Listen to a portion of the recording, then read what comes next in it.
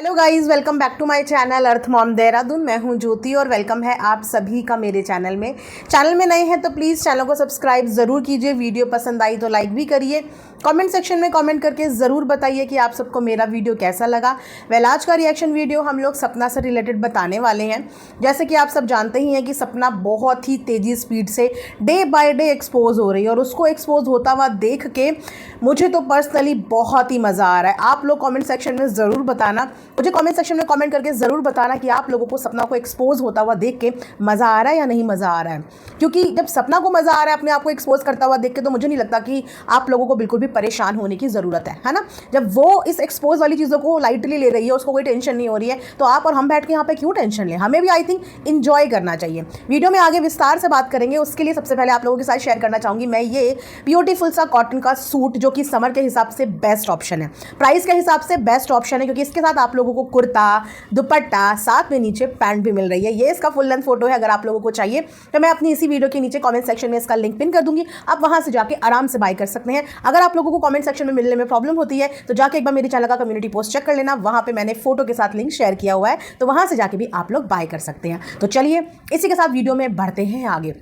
मतलब सपना का एक वीडियो और वाकई में वीडियो में उसने एक लाइन बोली थी कि मेरा एक वीडियो और 1 महीने का कंटेंट, और वैसे ही हो रहा है। उसने अपनी बात अपनी एक वीडियो में, आई थिंक 15-20 मिनट की भी वो वीडियो पूरी नहीं होगी, उसने अपनी पूरी बात एक ही वीडियो में करके शांति बरत ली। लेकिन उसकी वीडियो के रिस्पॉन्स में वीडियो पे वीडियो, मतलब आखिर और कितनी वीडियो। आई थिंक अपना पॉइंट प्रूव करने के लिए इंसान की एक ही वीडियो सफिशिएंट होती है, और वो भी सपना का रिएक्शन कितने टाइम के बाद आया। बहुत सारे सब्सक्राइबर्स को तो ये पता ही नहीं है कि ये सपना अब किसको जवाब दे रही है, हुआ क्या, राइट कि ये हुआ क्या, ये हो क्या रहा है। फ्रेंकली स्पीकिंग मुझे भी नहीं पता था कि ये हो क्या रहा है, क्योंकि मैं भी ये सब चीज़ें फॉलो नहीं करती हूँ, तो मुझे भी सोशल मीडिया पे चल रही अदर देन व्लॉगर चीज़ों का बिल्कुल भी आइडिया नहीं होता, आभास नहीं होता कि इर्द गिर्द चल क्या रहा है। मैं अपने खुद के कमेंट सेक्शन के कमेंट नहीं पढ़ पाती हूँ, उसके लिए आई एम रियली सॉरी, क्योंकि थोड़ा सा मेरे साथ टाइम का शॉर्टेज रहता है। अभी भी मैं रात के आई थिंक 8 बजे के करीब ये वीडियो बना रही हूँ और सुबह से मुझे टाइम ही नहीं मिला था, तो थोड़ा सा टाइम का मेरे साथ भी प्रॉब्लम है। तो आप लोगों को मैं बता दूं कि सपना ने ये जो वीडियो बनाया है ये बहुत लंबे समय के बाद बनाया है, क्योंकि इससे पहले सपना के ऊपर हर उस तरीके का एलिगेशन लग गया था, हर उस तरीके का जो किसी भी व्लॉगर के लिए रिएक्ट करने के लिए काफ़ी होता है। लेकिन ये उसका पेशेंस है कि उसने इतने समय तक अपने ऊपर सारे सवाल सारे जवाब बर्दाश्त किए। या हो सकता है कि उसकी भी नज़र इर्द गिर्द की चीज़ों में गई ही ना हो, क्योंकि एक इंसान तभी खामोश रहता है जब उसको इर्द गिर्द के बारे में क्या हो रहा है कुछ पता ही नहीं होता। तो हो सकता है कि उसने भी ये सब चीज़ें पहले नोटिस ना करी हो, और जिस दिन उसके नोटिस में आई, हो सकता है उसने आके उस दिन उन चीज़ों का जवाब दिया हो। ठीक है, अब आप मुझे ये बताइए कि सपना से शिकायत क्या थी। सपना से शिकायत ये थी ना कि सपना सोशल मीडिया पे कंट्रोवर्सी मत करो, सपना अपने इन लॉज को परेशान मत करो, उन बूढ़े माता पिता को जीने दो। तो सपना और उन बूढ़े माता पिता का मैटर तो सॉल्व हो गया। अभी भी जो उनका छोटा सा चला, सपना ने उस पर लड़ाई ही नहीं करी। उनके जो भी इश्यूज थे, सपना ने एक लाइन में बोला कि मेरा कर्तव्य था बुलाना और मैं आगे भी बुलाती रहूंगी, पर आप लोगों के ऊपर आने की कोई भी जोर जबरदस्ती नहीं है। उनका मैटर एक दिन की वीडियो में खत्म हो गया। दोनों ही अपनी अपनी लाइफ में आगे बढ़ गए, उनके अपने कंटेंट आ रहे हैं, सपना के अपने कंटेंट आ रहे हैं। तो ये मुद्दा कहाँ से आया? बेसिकली ये मुद्दा ऐसे शुरू हुआ कि जो हमारी सपना की जेठानी जी हैं, उनकी हुई है यहाँ पे ईगो हर्ट। अब उनकी ईगो हर्ट के पीछे का रीज़न हमें नहीं पता, लेकिन जितना सोशल मीडिया पे मुझ तक पता चल रहा है, मुझे जहाँ तक मुझ तक पहुँच रही है, ईगो हर्ट होने का ये रीज़न है कि उनको ऐसा लगता है कि सपना ने उनका इस्तेमाल कर लिया। मतलब हाउ और कैसे लोग यहाँ पे किसी का भी इस्तेमाल कर लेते हैं। मुझे तो सिर्फ ये बात समझ में नहीं आती कि इस्तेमाल कैसे करना होता है, कोई आपका कैसे इस्तेमाल कर लेता है और कैसे आप अपना इस्तेमाल होने देते हो, वो भी इतनी पक्की उम्र में, जब आप इतने मैच्योर्ड हो, जब आप इतने हाईली एजुकेटेड हो, जब आप एक बच्ची के पेरेंट हो और एक सिंगल पेरेंटिंग आप कर रहे हो, अपनी लाइफ में ऑलरेडी इतने सारे उतार चढ़ाव से आप डील कर रहे हो। मतलब कोर्ट कचहरी ऐसा कौन सा एक्सपीरियंस है जो आप नहीं ले चुके हो, उसके बाद भी कोई आके आपका यूज़ करके चला जाए, कैसे? आज अगर हम किसी के लिए अच्छा बोलते हैं तो वो हमारा यूज़ कर रहा है, नहीं, कोई किसी का यूज़ नहीं करता सोशल मीडिया पे, क्योंकि ये सारी चीज़ें सोशल मीडिया पे ही हुई हैं। कोई किसी का यूज़ नहीं करता, इंसान अपनी खुद की कन्वीनियंस के हिसाब से अपना इस्तेमाल करने देता है। सबसे पहला कॉल किसने किया था जब सपना अपने ससुराल से जा रही थी? क्यों ज़रूरत थी हेल्प करने की? जब उसने हेल्प मांगी नहीं थी, कांटेक्ट किया नहीं था, तो क्यों सपना के ससुराल में पुलिस भेजी गई? वहाँ का नतीजा क्या हुआ? ससुराल में पुलिस आई और सपना ने पुलिस के सामने क्या जवाब दिया कि मैं अपनी मर्जी से जा रही हूँ, क्योंकि उसे अपने ससुराल वालों को पुलिस, कोर्ट कचहरी, इन सब चीज़ों के बीच में नहीं फंसाना था। उसे वहाँ से आराम से जाना था। अगर उसे वहाँ पे तमाशा करके ही जाना होता तो जब वो पुलिस वहाँ भेजी गई, सपना ने बुलाई नहीं थी, वो पुलिस वहाँ भेजी गई थी और जिन्होंने भेजी उन्होंने खुद अपने मुँह से कबूल किया था कि मैंने वो पुलिस वहाँ भेजी अपनी मर्जी से। तो अगर आप अपनी खुद की मर्जी से सामने वालों को बोल रहे हो मेरी हेल्प ले लो, मेरी हेल्प ले लो, मेरी हेल्प ले लो, तो सामने वाले ने आपका यूज़ कैसे कर लिया? आपने अपना यूज़ करने के लिए सामने वाले को ऑफर किया। और अगर किसी स्टेज पे आपको ऐसा भी लगा कि सामने वाला आपका यूज़ कर रहा है और आपके हिसाब से आपको वो रिस्पेक्ट या वो जगह वो अपनी ज़िंदगी में नहीं दे रहा है, तो इसका मतलब ये नहीं होता कि फिर आपने जो भी उससे बात करी हो वो आके आप सोशल मीडिया पर रख दो। इससे आप ट्रस्ट खोते हो, इससे आप लोगों का विश्वास खोते हो। सपना को किस चीज़ को लेके आज बदनामी ज़्यादा मिलती है कि उसने कॉल रिकॉर्डिंग करी और कॉल रिकॉर्डिंग यहाँ लीक कर दी। लेकिन सपना से पहले टाइम पे कॉल रिकॉर्डिंग तो उनकी जेठानी ने ही शुरू कर दी थी। आज से कितने टाइम पहले से वहीं से कॉल रिकॉर्डिंग शुरू हुई है। तो आज आप में और सपना में रिकॉर्डिंग के मामले में क्या फ़र्क रह गया? आपने भी वो चीज़ नहीं रखी। अगर आपको ऐसा फील होने लगा था मेरा यूज़ हो रहा है, तो वहाँ से आप कट ऑफ कर सकते थे, वहाँ से आप अपने रास्ते अलग कर सकते थे। ऐसे इंसान को तो छोड़ देना चाहिए। अगर हमें किसी स्टेज पे लग रहा है कि सामने वाले ने हमारा यूज़ करा है, तो हम उसको मुड़ के ना देखें, उसको वहीं पे छोड़ दें। और वैसे भी ऐसी कोई मदद आपकी तरफ से उसको नहीं गई। क्या आपने उसकी किसी कोर्ट कचहरी घर परिवार चलाने में कहीं पे किसी चीज़ में कोई हेल्प करी? नहीं, ऐसी कोई ऑफ कैमरा हेल्प आपकी तरफ से उसे गई नहीं। ज़्यादा से ज़्यादा जो रिकॉर्डिंग्स हमारे सामने आ रही है वो भी 5 सेकंड 10 सेकंड, जिसका हमें पूरा कॉन्टेक्स्ट पता ही नहीं है। पूरा कॉन्टेक्स्ट ही नहीं पता है कि क्या बात हो रही है, क्यों हो रही है, कैसे हो रही है। उस समय पे सपना की ज़िंदगी में उथल पुथल मची हुई थी। उस समय पे आपसे उसने अपने दिल की बातें शेयर करी, ठीक है, आपको अपना दोस्त समझा, अपना हमदर्द समझा। आपने भी वही समझा, अपना दोस्त, अपना हमदर्द, कि मेरे साथ भी वही हुआ जो इसके साथ हुआ। आप दोनों की वाइज उस समय पे मैच हुई। आप दोनों एक दूसरे के साथ बातें करी, एक दूसरे के साथ अपनी दर्द जो है वो एक्सचेंज किया। ट्रस्ट इश्यूज़ हुए होंगे, नहीं ट्रस्ट हुआ होगा, उसने वो रिलेशनशिप आगे बढ़ाया नहीं, एक बाउंड्री लाइन वहाँ पे खींच दी। तो जब महसूस होने लगे ना कि हमें कोई इग्नोर कर रहा है या हम पे किसी को ट्रस्ट नहीं हो रहा है या हमें कोई अपनी जोन में आने नहीं दे रहा है, तो वहाँ से अपना रास्ता अलग कर देना चाहिए। लेकिन उस रास्ते को अलग करने के लिए तमाशा करके जाओ। इससे अगर आप ये सोचो कि मेरी रेपुटेशन बढ़ेगी, तो सॉरी, कभी भी इससे आपकी रेपुटेशन नहीं बढ़ती है।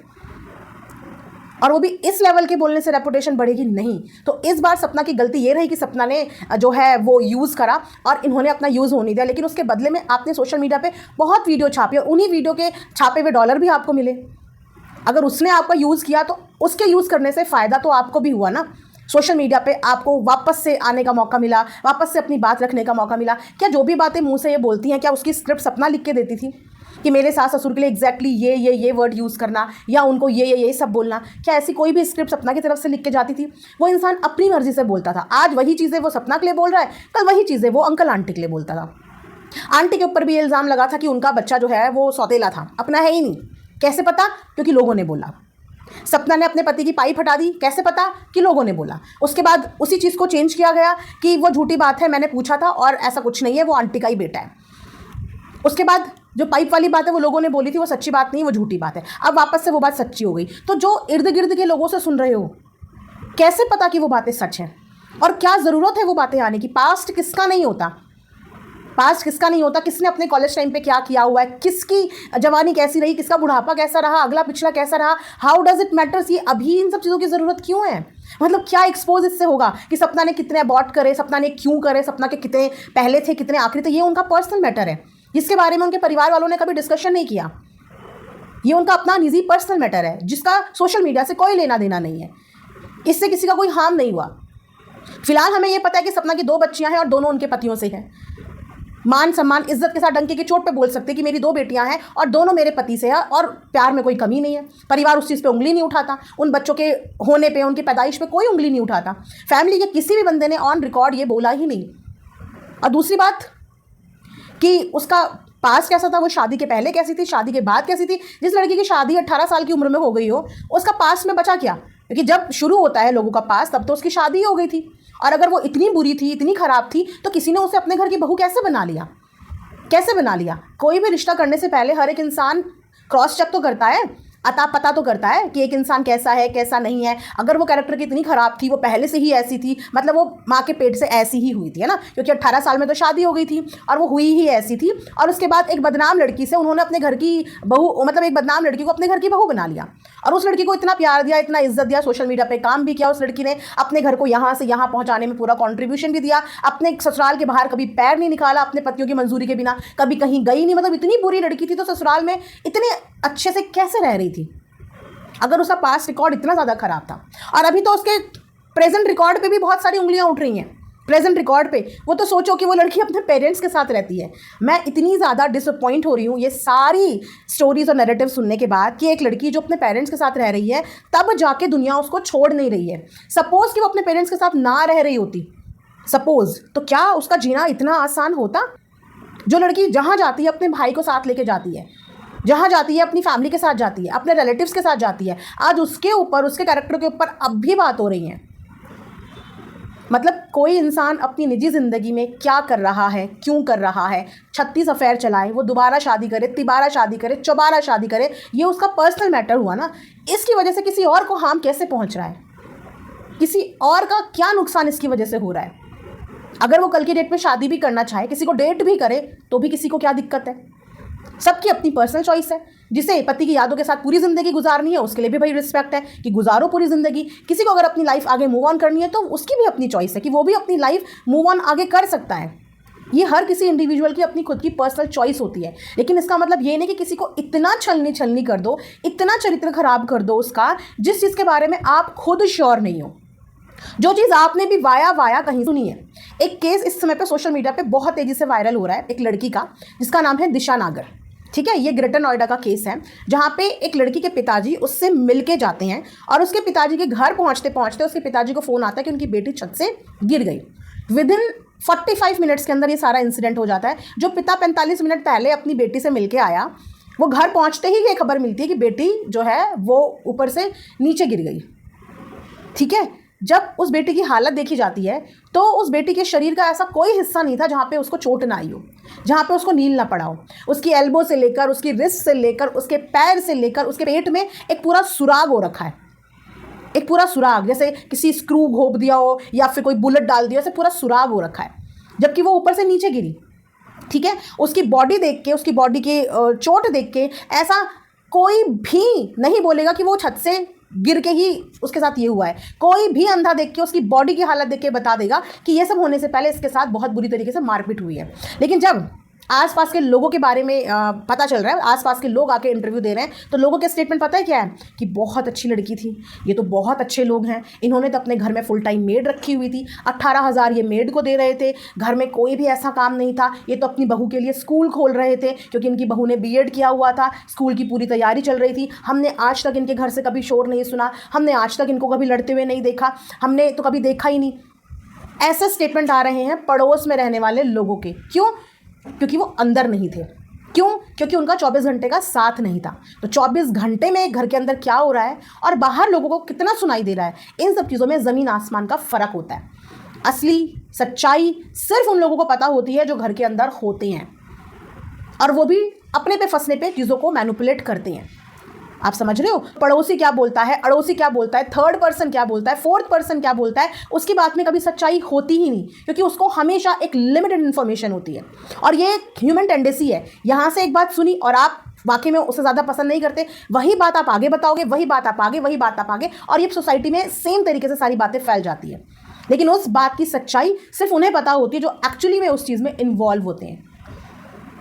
बहुत सारी खबरें इस समय पे सपना से रिलेटेड आ रही है। मतलब इससे क्या होगा फ़ायदा? कुछ नहीं होगा। आज आप उसे बदनाम कर रहे हो, कल बदनाम करोगे, परसों एक नई कहानी लाओगे। हो सकता है कि एआई से उसका कोई बॉयफ्रेंड भी कल की डेट में जनरेट हो जाए। बिल्कुल हाई चांसेस है गाइस, बिल्कुल ये पॉसिबिलिटी है कि जब उन्होंने एक कहते हैं ना एक इमेजनरी बॉयफ्रेंड भी उसका बना दिया है कि इमेजनरी एक बॉयफ्रेंड है जिसके साथ अभी कुछ चल रहा है, तो कल आने वाले टाइम पे आपके सामने इमेजनरी बॉयफ्रेंड नहीं, एक एआई इमेज आके खड़ी भी हो जाएगी कि देखो ये है वो लड़का जिसके साथ सपना का अफेयर चल रहा है, देखो ये है वो लड़का जिसका सपना का अफेयर चल रहा है। अफेयर नहीं, ये कोई ऐसा लड़का है जो मैरिड है, ये घर तोड़ रही है, ऐसी भी खबरें आ सकती हैं, बिल्कुल आ सकती हैं। लेकिन उन खबरों की हकीकत क्या, इस चीज़ पे गौर करना आप लोगों का फ़र्ज़ नहीं है? या सिर्फ क्योंकि आप किसी को पसंद नहीं करते तो उन चीज़ों को सुन के, उन चीज़ों को एंटरटेन करने तक की ही आपकी बात है? जहाँ तक मैं देख रही हूँ यहाँ पे दो तरीके के फैंडम डिवाइड है। कुछ लोग सपना को पसंद करते हैं, कुछ लोग अंकल आंटी को पसंद करते हैं, और कुछ लोग अंधाधुन पसंद करते हैं, और कुछ लोग अंधीधुन हेट करते हैं। अब अगर ऐसी ही कोई कहानी अंकल आंटी के लिए आ जाए, मान लो आंटी का कोई जो है जवानी डिस्कस करने लग जाए, ठीक है, और अंकल की ही कोई कॉलेज लाइफ कोई डिस्कस करने लग जाए, सुनने में कितना बुरा लगेगा? क्या बोलेंगे आप लोग कि बताओ बुजुर्ग माता पिता को किस तरीके से बदनाम कर रहे हैं, उनकी कौन कौन सी कहानियां बता रहे हैं। तो कहानियां पास्ट हर किसी की ज़िंदगी में कुछ ना कुछ जुड़ा होता है, लेकिन हमें उस चीज़ से बॉदर नहीं करना है, क्योंकि ना तो हम उस घर के हैं, ना हम वहाँ के रिलेटिव हैं, और ना ही वो सोशल मीडिया पे आ रहा है। तो जो चीज़ हमें हार्म नहीं कर रही है, जो चीज़ सोशल मीडिया पे है ही नहीं, ऑफ कैमरा है, ऑफ रिकॉर्ड है, उन चीज़ों से हमें क्या लेना देना। और मैं ये भी नहीं बोलूँगी कि 100% सपना सही है, मैंने कभी ये नहीं बोला, ना ही मैं सपना के ऊपर बहुत ज़्यादा वीडियोस बनाती हूँ। जिस समय पे वो गलत कर रही थी उस समय पे मैंने उसे गलत भी बोला, और उसके बाद एक कहते हैं ना, एक गैप भी ले लिया कि अगर इंसान को करना ही है तो भाई तुम कर लो, फिर अच्छे से लड़ लो। लेकिन अब जो चीज़ें हो रही हैं ना, वो इंसानियत से परे है। मतलब अपनी बात रखो। अगर आपको सपना से शिकवे शिकायत है, आपको ऐसा लगता है कि सपना ने आपको हर्ट कर दिया, आपका इस्तेमाल कर दिया, तो अपनी बात रखो, अपना गुस्सा भी निकालो। लेकिन एक पढ़े लिखे इंसान में यही फ़र्क होता है कि उसके पास शब्द होते हैं, और अगर आप अपने शब्द का सही से चयन नहीं कर पा रहे हो, उसका मतलब कि आप अपने आप को प्रेजेंट ही नहीं कर पा रहे हो, आपके अंदर वो स्किल ही नहीं है। आप गालियों से कभी भी या किसी का चरित्र हनन करके आप कभी भी कोई वॉर नहीं जीत सकते। उल्टा आपके ऊपर हज़ारों उंगलियां आके खड़ी हो जाती हैं। जो लोग आपको सपोर्ट भी कर रहे होते हैं, आपको पसंद भी कर रहे होते हैं, वो भी आपको गलत समझने लग जाते हैं, क्योंकि आपने अपने आप को सही से रखा नहीं। आपको जो बताना है, उसको जैसे एक्सपोज करना है बताओ, वो अपनी आप बीती बताओ, जो आपके और उसके बीच की कहानी रही, सही ढंग से बताओ, डंके की चोट पे बताओ, सही ढंग से बताओ। पर उसके लिए आपको उस लेवल तक गिरने की ज़रूरत नहीं है कि जिस लेवल तक आपकी एजुकेशन पे उंगली उठ जाए, आपके अपने संस्कारों पे उंगली उठ जाए। क्योंकि सपना ने जो भी बात अपनी रखी, उसने किसी भी गंदगी का यूज़ नहीं किया अपनी बात रखने में। वो आई, अपनी बात सही लहजे में रख के चली गई, उसने अपना मुँह। तो अगर आपको भी अपना पॉइंट ऑफ व्यू रखना है तो उसके लिए आपको इतने कीचड़ में उतरने की ज़रूरत नहीं है। अपनी ज़ुबान काफ़ी होती है अपने आप को स्ट्रॉन्ग करने के लिए, अपनी बात रखने के लिए ये ज़ुबान काफ़ी होती है। उस ज़ुबान को गिराने की ज़रूरत बिल्कुल भी नहीं होती है कि आप ज़ुबान को गिरा के अपने आप को सही साबित करो। नहीं, एक ट्रक ड्राइवर रहे होंगे, नहीं पढ़े लिखे होंगे, सपना भी नहीं पढ़ी लिखी, लेकिन आज उसने जिस तरीके से वीडियो बनाया, उसने अपनी एजुकेशन प्रूव कर दी, उसने अपने संस्कार प्रूव कर दिए। उसकी मम्मी को भी क्रिटिसाइज़ किया जाता है, लेकिन आज तक उस माँ ने एक शब्द सोशल मीडिया पे नहीं बोला। वरना अगर बेटियों पे कुछ गुजरती है तो माँ क्या क्या नहीं बोल देती, क्या क्या नहीं कर देती। यहाँ पे तो आपने सोशल मीडिया पे देखी है ना, कितनी उत्पाती माएँ हैं जो ज़रा सा बेटी के लिए कुछ बोल दो तो गालियाँ देने आ जाती हैं, अब्यूज़ करने आ जाती हैं। कितने सारे पेरेंट्स देखे हैं आपने। पेरेंट को बुरा नहीं लगता अगर उनके बच्चे के लिए कुछ बोल दो या उनके बच्चे के साथ कुछ गलत हो जाए। क्या वो माता पिता आते हैं? क्या वो माँ कभी आती है? क्या वो भाई कभी आते हैं? क्या उन्होंने अपनी बाउंड्री कभी क्रॉस करी? क्या उन्होंने अपना लहजा कभी क्रॉस किया? तो यहाँ से उन्होंने अपने संस्कार दिखाए हैं कि वो नहीं पढ़े कभी भी पचड़े में, कभी भी किसी भी। सपना ने नहीं बात करी 1 साल तक तो उसकी माँ नहीं आई वहाँ पे। सपना ने 1 साल बात नहीं करी तो उसकी माँ कन्विंस नहीं कर पाई अपनी बेटी को बात करने के लिए। और अगर फिर भी बोलना है तो वो बोलो जो आप बीती आपके और उसके बीच की रही है। वो नहीं कि इसने 4 साल पहले क्या किया है, इसका चाइल्डहुड कैसा है, इसका जवानी कैसी है, वो नहीं, आपके और उसके बीच में क्या इश्यूज़ हुए हैं वो बात करो, जो सुनने में भी अच्छे लगेंगे और लॉजिकल भी लगेंगे और लोग आपको अंडरस्टैंड भी करेंगे। वरना ये सब चीज़ें करके कुछ नहीं हो रहा है। इमेज ख़राब हो रही है, ठीक है, इमेज ख़राब हो रही है, पेरेंट्स की इमेज ख़राब हो रही है, और इस बात का कोई भी सोल्यूशन नहीं है। क्योंकि ना तो ये सब करने से वो अपना काम करना रोकेगी, ना तो कोई फ़र्क पड़ेगा। लेकिन फ़र्क क्या पड़ेगा? खुद की एनर्जी जाएगी, खुद के अंदर नेगेटिविटी आएगी, खुद की ज़ुबान गंदी होगी, और खुद ही फिर ये सब चीज़ें बर्दाश्त नहीं कर पाओगे। उसने मुझे वैसा कमेंट कर दिया, उसने मुझे वैसा कमेंट कर दिया। अरे लॉजिकल सोचो कि अगर वो कमेंट करवा पाती या वो PR करवा पाती तो कब से अपनी ट्रोलिंग रोक देती।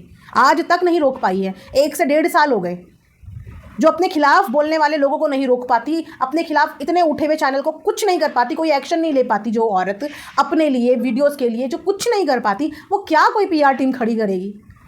जो खुद में इतनी इनसिक्योर है कि उसको अपनी परछाई पर भी भरोसा नहीं है, वो औरत क्या किसी से बात करेगी? वो औरत क्या किसी से कुछ करवाएगी? सोचो लॉजिकल।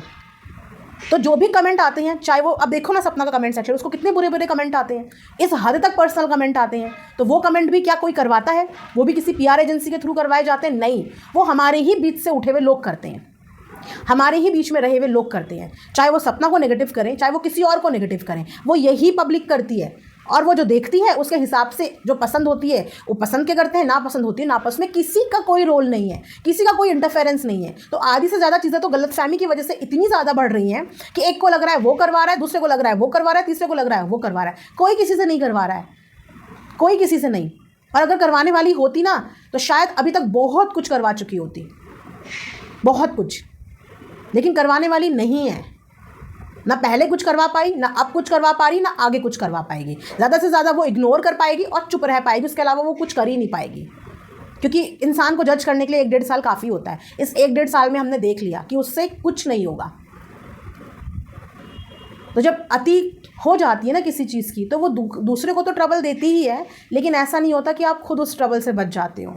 आप भी उस नेगेटिविटी के दलदल में उतने ही धंसते जाते हो कि आप अपनी इमेज ख़राब कर देते हो, अपनी ज़ुबान ख़राब कर देते हो, अपना ऑरा ख़राब कर देते हो, अपना मेंटल पीस ख़राब कर देते हो, अपनी पर्सनल लाइफ ख़राब कर देते हो। 1 दिन का गुस्सा होता है, 2 दिन का होता है, 1 घंटे का होता है, 2 घंटे का होता है, ज़िंदगी भर का गुस्सा। मेरे ख्याल से इतनी नफरत तो उन लोगों से भी नहीं होगी जिसने सच में रियल लाइफ में आपका नुकसान कर दिया होगा। इतनी गालियां तो पूरे दिन में आप उनको भी नहीं देते होंगे जिन्होंने सच में आपके ज़िंदगी में आपका नुकसान कर दिया होगा बहुत बड़ा। इतना तो आप उनको भी नहीं कोसते होंगे जितना कि पूरे दिन में उसको कोस देते हो जिसने आपका बाल बराबर भी कोई नुकसान नहीं किया है।